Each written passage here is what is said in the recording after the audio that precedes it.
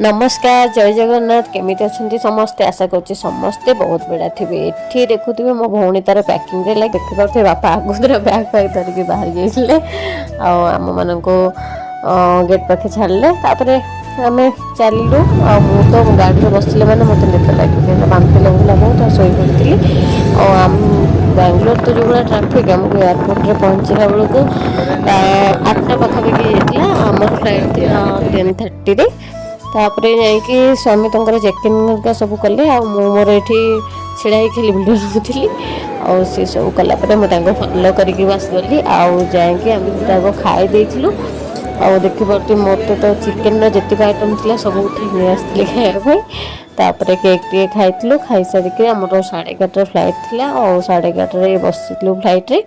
बस देखुवे मुझे पूरा विंडो सीट आगुतरा बस पड़ी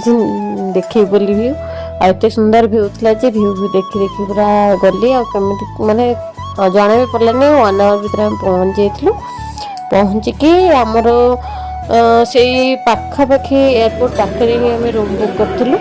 कहीं नेक्स्ट डे ही आमको जबार था गोवा को सेठू तो बहुत दूर था एयरपोर्ट रू मतलब बीच हरिका तो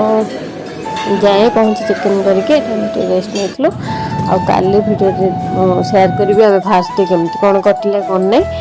निहाती भिडियो देखिए और भिडियो भल लगे लाइक शेयर सब्सक्राइब करने को जमा भी भूलें आ सबुठ कष्ट है से कैब बुक करके जीवाटा बहुत पैसा पड़े आमको जहाँ राति एमती भी गोटे भल कैब ड्राइवर मिल जाते तो सहित आम गलु सी सब कहते कि बुलाबुली करने जमा भी कैब बुक करेनि